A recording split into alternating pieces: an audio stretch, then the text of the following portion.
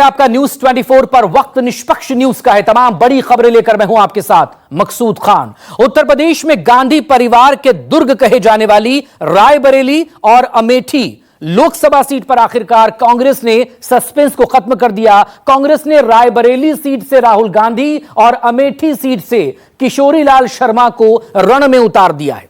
कांग्रेस के इस फैसले ने हर किसी को चौंका दिया। बीजेपी के पास नया कुछ कहने को नहीं रहा, वही घिसा पिटा राग जो वो पहले से ही गा रही थी, यानी कि राहुल गांधी भाग गए, गांधी परिवार डर गया। मैंने पहले ही बता दिया था कि शाहजादे वायनाड में हारने वाले हैं। अमेठी से भी इतना डर गए, इतने डर गए, वहां से भागकर अब रायबरेली में खोज रहे हैं रास्ता। ये लोग घूम घूम कर सबको कहते हैं डरो मत। मैं भी आज उन्हें कहता हूं और बड़े जी भर के कहता हूं, अरे डरो मत, भागो मत। नहीं, उन्होंने खुद ही भाग के वाराणसी आए ना जी। हाँ, पूछो उनको। हम अमेठी में एक बार फिर सच्चाई की राजनीति और सेवा की राजनीति वापस लाना चाहते हैं। ये लोग चुनाव को धनबल पे लड़ते हैं, हम जनता के बल पर लड़ेंगे। কিন্তু আমি ভেবেলাম না উনি আজকে বাংলায় মিটিং করে বলছেন রাহুল গান্ধী কেন আমেঠিতে দাঁড়াতে গেল, রায়বেরেলিতে দাঁড়াতে গেল। বেশ করেছে, দাঁড়িয়েছে, তার অধিকার আছে, সে দাঁড়িয়েছে। তোমার কি বল? তুমিও তো একসময় দুটো সিটে দাঁড়িয়েছো, তোমার পার্টির অনেক লোক দাঁড়িয়েছে। কাজ নেই, কর্ম নেই, একটা প্রধানমন্ত্রী কোনটা বলা উচিত আর কোনটা বলা উচিত না এইটুকু সামান্য জ্ঞানটুকু নেই। 2019 के लोकसभा चुनाव में सोनिया गांधी ने बीजेपी उम्मीदवार दिनेश प्रताप सिंह को तकरीबन 1.5 लाख वोटों से हराया और बीजेपी ने इस बार भी उन्हीं पर दाव आजमाया है। इस बार रायबरेली से राहुल गांधी कांग्रेस के उम्मीदवार बनकर उतरे हैं, जिनका मुकाबला बीजेपी उम्मीदवार दिनेश प्रताप सिंह से होना है। हालांकि बीएसपी उम्मीदवार ठाकुर प्रसाद यादव इस मुकाबले को त्रिकोणीय बनाने की कोशिश कर रहे हैं। कांग्रेसियों के माने तो रायबरेली में राहुल गांधी से मुकाबला करना किसी के लिए आसान नहीं, लेकिन अमित शाह को उम्मीद है कि राहुल रायबरेली में भी अमेठी की तरह ही मात खाएंगे। और चंद्रयान लॉन्च हो गया।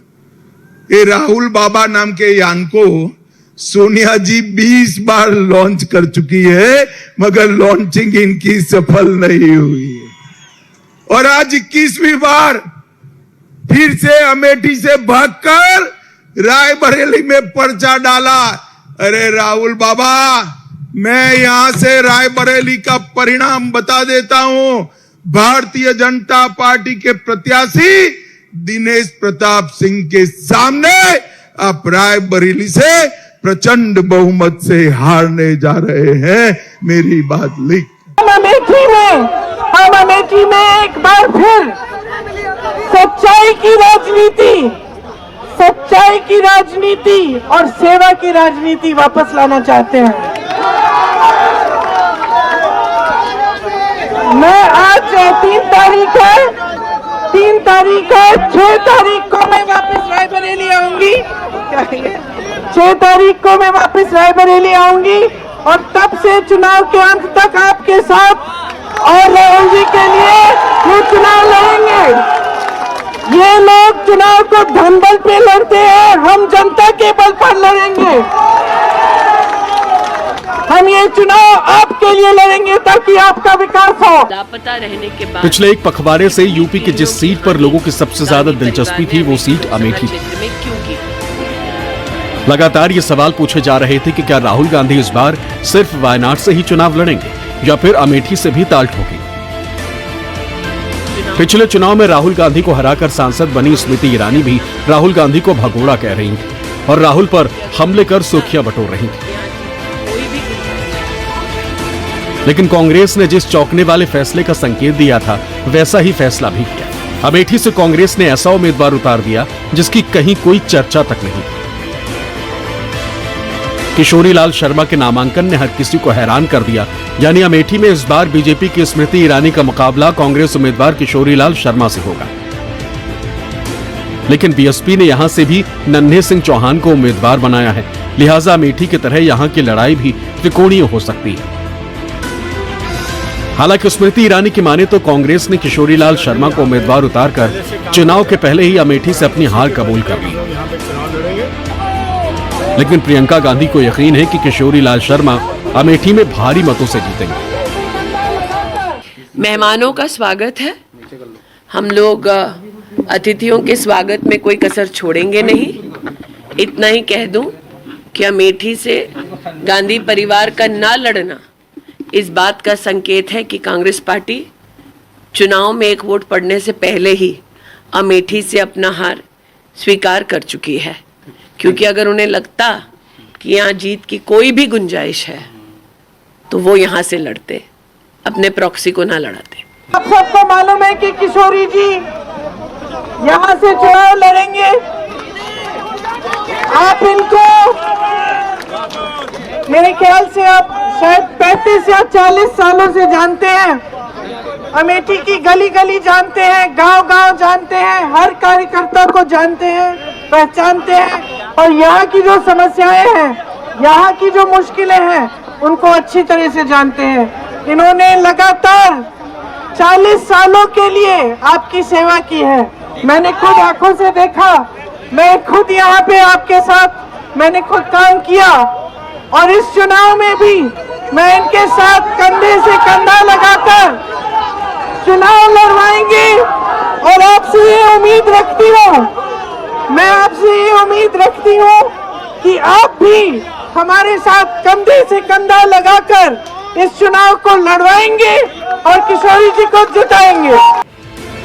अमेठी की जगह रायबरेली से चुनाव लड़ने के फैसले को बीजेपी राहुल के डर के रूप में प्रचारित कर रही है।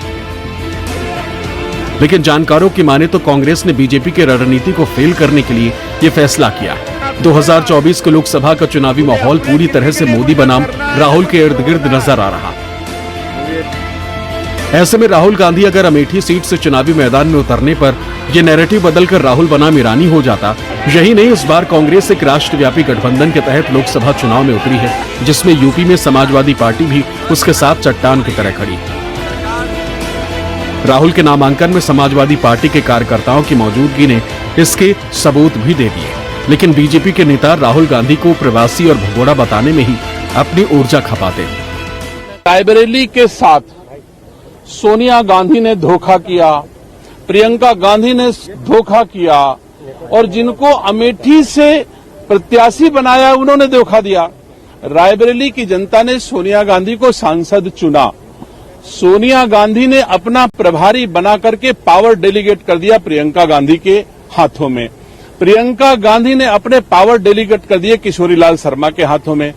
10 सालों में न सोनिया गांधी रायबरेली वासियों को मिली, न प्रियंका गांधी मिली और न ही किशोरीलाल शर्मा मिले। तो मैं कह सकता हूं कि रायबरेली के लोग बड़ी बेसब्री से इन नकली गांधियों का इंतजार कर रहे थे। ये आ गए हैं। अब रायबरेली इनको अच्छे से सबक सिखाएगी। 10 साल का तकलीफ, 10 साल का दर्द, 10 साल की उपेक्षा ब्याज सहित इन नकली गांधियों से रायबरेली के लोग वसूल करेंगे। यहाँ का रंग जनता के हाथ में है, किसको जिताएगी किसको हराएगी। तो हम लोग मेहनत करेंगे क्योंकि हमारा संगठन यहाँ पे पहले से काम कर रहा है और हम उसी के बल पे हम लोग यहाँ पे चुनाव लड़ेंगे और जनता के बल पे चुनाव। जहाँ जनता जब मन बहुत पहले से बना लेती है, जनता 5 साल में जिस भी की कार्यकर्दगी देखती है उसके प्रति मन बना लेती है।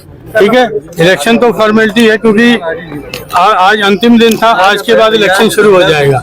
जनता अपने मन में धारणा बना लेती है कि हमारा जो पहले का चुनाव था वो सही था या गलत था। यहाँ की जनता हमारे दिल में बैठी है, हम 40 साल से उसके दिल में बैठे हैं। ठीक है, घर तो हिंदुस्तान में एक, हिंदुस्तान हमारा एक है, घर कहीं भी हो हिंदुस्तान में।